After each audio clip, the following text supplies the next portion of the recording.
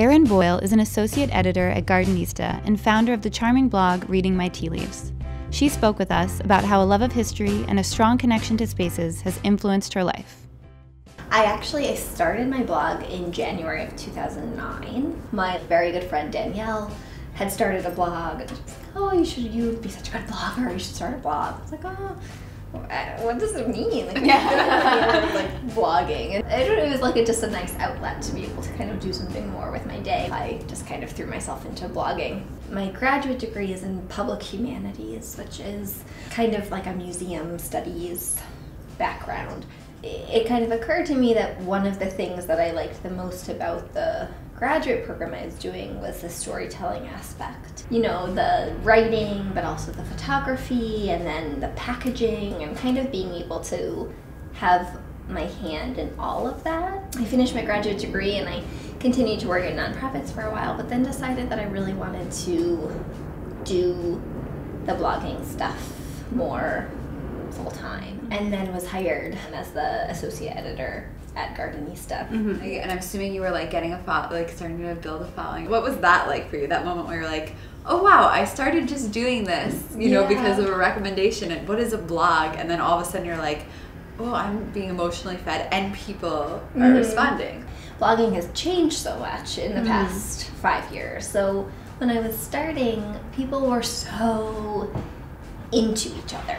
And there was this real kind of blogging community. So I feel like it actually happened incredibly quickly. There's that challenge too of striking a balance between kind of sharing your personal story and also maintaining some things that are just for you. So I think that sometimes my personal blog, because I want it to be a place that's welcoming and relaxing and also kind of shares those sides of myself, I think sometimes there's this illusion that everything is so peaceful and so calm, and really it feels a little more frenzied than that in my life, you know? Tell me about your pregnancy and what has been the most surprising aspect of it for you? I mean, I think in some respects the most surprising thing is that it's just kind of life as usual, you know? It's kind of amazing to stop and think about it. Oh my goodness, there's a little tiny creature growing inside and I'm giving it life and all that. But I also think it's I still wake up every day and feed myself and dress myself. It's kind of funny. In my professional life, I'm a real planner, and I really like structure and organization.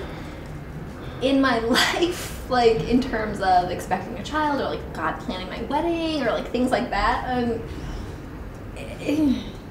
So you live in Brooklyn. It's such an incredible and intense city, and we love to hear about the interaction of that. Do you see yourself here for a long time? A lot of times you get the answer I love New York for now, right? But then I'm gonna have to do this, and what's your relationship in that way?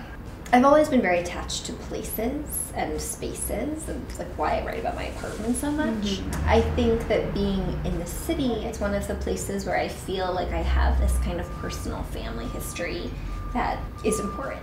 You know, I think thinking about walking in Morningside Heights and knowing that my grandmother grew up there, seeing the Cathedral of St. John the Divine and remembering her stories about waiting on the steps after catechism classes, or there are things like that that I think just resonate so much with me, and it feels like I don't have that anywhere else. And I think once you live in New York, it's hard to live anywhere else to some extent. There is this just sense of it being so much bigger than you that is so kind of empowering.